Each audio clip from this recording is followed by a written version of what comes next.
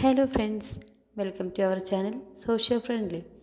നമ്മൾ ഇന്നത്തെ ക്ലാസ്സിൽ ഡിസ്കസ് ചെയ്യുന്നത് ഡെവലപ്മെൻറ്റ് ഓഫ് സോഷ്യൽ തിയറിയാണ്. സോഷ്യൽ തിയറിയുടെ വികാസത്തിൽ സാമൂഹിക ശക്തികൾ നിർണായക പങ്ക് വഹിച്ചിട്ടുണ്ട്.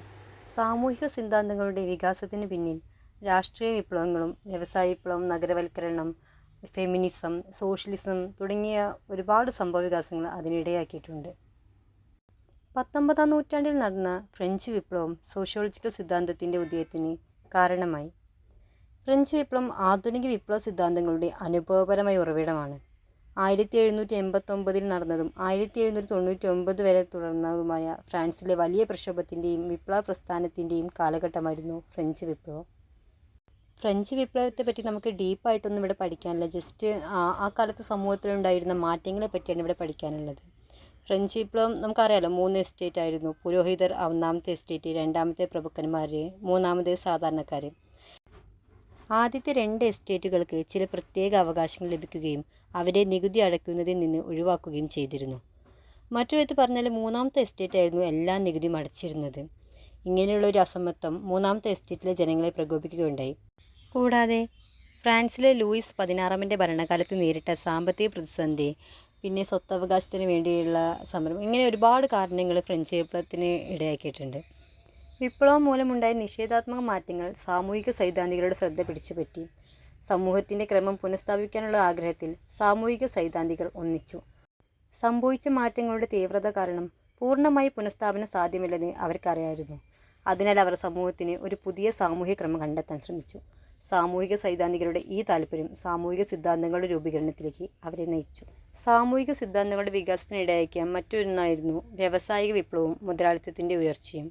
സമൂഹം പ്രബലമായ ഒരു കാർഷിക സമ്പദ് വ്യവസ്ഥയിൽ നിന്ന് ഒരു വ്യവസായ സമൂഹത്തിലേക്ക് മാറുകയുണ്ടായി. സമൂഹത്തിലെ മാറ്റങ്ങൾ ദൂരവ്യാപകവും തീവ്രവുമായിരുന്നു. സാങ്കേതിക വികാസങ്ങൾ, മുതലാളിത്ത സമ്പദ് വ്യവസ്ഥയുടെ ഉയർച്ച, വിപണിയിലെ മാറ്റങ്ങൾ, അടിസ്ഥാന സാമൂഹിക സ്ഥാപനങ്ങൾ എന്നിവ അവയിൽ ചിലതാണ്. തൊഴിൽ ശക്തിയെ ചൂഷണം ചെയ്യുന്നത് പോലെയുള്ള വ്യവസ്ഥയുടെ നിഷേധാത്മക പ്രത്യാഘാതങ്ങൾ മുതലാളിത്ത വ്യവസ്ഥയെ പുറത്താക്കാനുള്ള ലക്ഷ്യമിട്ടുള്ള വിവിധ തൊഴിലാളി പ്രസ്ഥാനങ്ങളിലും തീവ്ര പ്രസ്ഥാനങ്ങളിലും കലാശിച്ചു. കാൾ മാക്സ്, മാക്സ് വെബർ, എമിൽ ഡുർക്കെയ്ം തുടങ്ങിയ ചിന്തകർ തങ്ങളുടെ ജീവിതം മുഴുവൻ ഈ പ്രശ്നങ്ങൾ പഠിക്കാൻ സമർപ്പിക്കുകയും പ്രശ്നങ്ങൾ പരിഹരിക്കുന്നതിനും വിവിധ പരിപാടികൾ ആവിഷ്കരിക്കുകയും ചെയ്തു. ഇവയെല്ലാം സാമൂഹിക സിദ്ധാന്തത്തിൻ്റെ വികാസത്തിന് ഇടയാക്കി. സാമൂഹിക സിദ്ധാന്തത്തിൻ്റെ വികാസത്തിന് കാരണമായ മറ്റൊന്നാണ് സോഷ്യലിസത്തിൻ്റെ ഉയർച്ച. സ്വകാര്യ സ്വത്തിൻ്റെ ഉടമസ്ഥത ഇല്ലാതാവുന്ന ഘട്ടമാണിത്. ഇവിടെ ഉള്ളവരും ഇല്ലാത്തവരും തമ്മിലുള്ള വ്യത്യാസം ഇല്ലാതാകുന്നു. എല്ലാവരും എല്ലാവർക്കും വേണ്ടി അധ്വാനിക്കുന്നു. സമൂഹത്തിലെ വ്യാവസായിക മുതലാളിത്തങ്ങൾക്കുള്ള പരിഹാരമായി സാമൂഹ്യ ചിന്തകരിൽ ചിലർ സോഷ്യലിസം എന്ന ആശയം മുന്നോട്ട് വയ്ക്കുകയുണ്ടായി. എന്നാൽ പണ്ഡിതന്മാർ ഇതിനെ എതിർക്കുകയും ഇതൊരു ഉട്ടോപ്യൻ ആശയമാണെന്ന് വാദിച്ചുകൊണ്ട് വിമർശിക്കുകയും ചെയ്തു. സോഷ്യലിസം എന്ന ആശയത്തിൻ്റെ മുഖ്യ വക്താവായിരുന്നു കാൾ മാക്സ്. അദ്ദേഹം സമൂഹത്തിൽ ഒരു രാഷ്ട്രീയ മാറ്റത്തിനായി വളരെയധികം പ്രവർത്തിച്ചു. ഈ കാലഘട്ടത്തിലുണ്ടായ മറ്റൊരു മാറ്റമാണ് ഫെമിനിസം. 1850-ൽ അടിമത്തത്തിനെതിരായ അണിനിരത്തൽ, സ്ത്രീകളുടെ വോട്ടവകാശത്തിനുള്ള വൻതോതിലുള്ള സമാഹരണം, വ്യാവസായിക പൗരാവകാശ പരിഷ്കാരങ്ങൾ തുടങ്ങിയവ ആരംഭിച്ചു.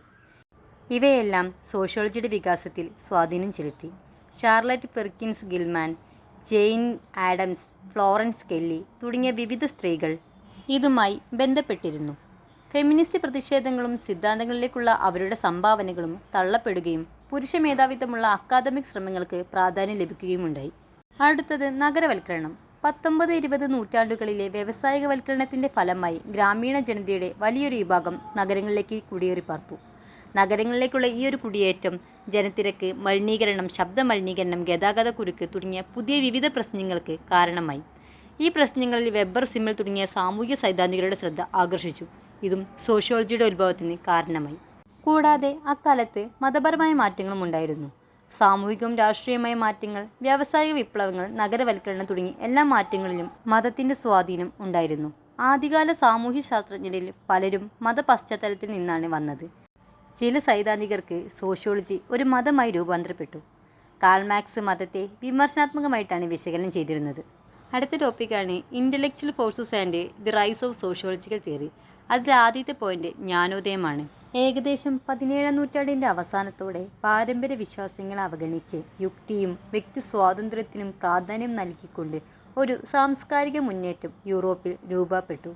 ആ കാലഘട്ടമാണ് ജ്ഞാനോദയ കാലഘട്ടമെന്ന് അറിയപ്പെടുന്നത്.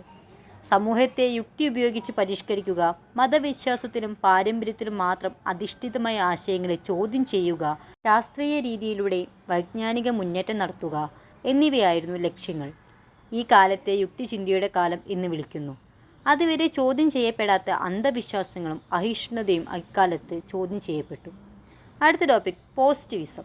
സമൂഹത്തെയും പ്രകൃതിയെയും ജീവിതത്തിൻ്റെ മറ്റ് വശങ്ങളെയും കുറിച്ചുള്ള അറിവിൻ്റെ ആത്യന്തിക ഉറവിടം ശാസ്ത്രമാണെന്ന് പോസിറ്റിവിസം എന്ന ആശയത്തിൽ പറയുന്നു. വ്യാവസായിക വിപ്ലവത്തിന് ശേഷം പോസിറ്റിവിസം, പോസിറ്റീവ് ഫിലോസഫി എന്നീ പദങ്ങൾ ആദ്യമായി അവതരിപ്പിച്ചത് പ്രശസ്ത ഫ്രഞ്ച് തത്വചിന്തകനായ ഹെൻറി ഡി സൈമണാണ്. സങ്കീർണമായ സാമൂഹിക യാഥാർത്ഥ്യങ്ങൾ മനസ്സിലാക്കുന്നതിനുള്ള ഒരു പുതിയ വീക്ഷണമായും ശാസ്ത്രീയമായ സമീപനമായും അദ്ദേഹം പോസിറ്റിവിസത്തെ അവതരിപ്പിച്ചു. ഇത് സാമൂഹിക, വിദ്യാഭ്യാസ, മത, രാഷ്ട്രീയ മേഖലകളിൽ ആവിഷ്കരിച്ചു. പോസിറ്റിവിസത്തിൻ്റെ ചരിത്രത്തിൽ 3 പ്രധാന ഘട്ടങ്ങളുണ്ട്. ഒന്ന്, 19-ാം നൂറ്റാണ്ടിലെ സെൻറ്റ് സൈമൺ, അഗസ്റ്റ് കോംറ്റെ, അവരുടെ അനുയായികൾ എന്നിവരുടെ പോസിറ്റിവിസം. രണ്ടാമതായി 20-ാം നൂറ്റാണ്ടിൻ്റെ തുടക്കത്തിൽ വിയന്നയിലും കേംബ്രിഡ്ജിലും വികസിപ്പിച്ച ലോജിക്കൽ പോസിറ്റിവിസം. ഒടുവിൽ 20-ാം നൂറ്റാണ്ടിൻ്റെ മധ്യത്തിൽ ഏണസ്റ്റ് നാഗലിൻ്റെയും കാൾ ഹെമ്പലിൻ്റെയും ഡിഡക്റ്റീവ് നോമോളജിക്കൽ മോഡൽ. 19-ാം നൂറ്റാണ്ടിലെ പോസിറ്റിവിസം ഒരു സ്വയംഭരണ ശാസ്ത്രശാഖയായി സോഷ്യോളജിയുടെ ആവിർഭാവവും രൂപീകരണവുമായി ശക്തമായി ബന്ധപ്പെട്ടിരിക്കുന്നു.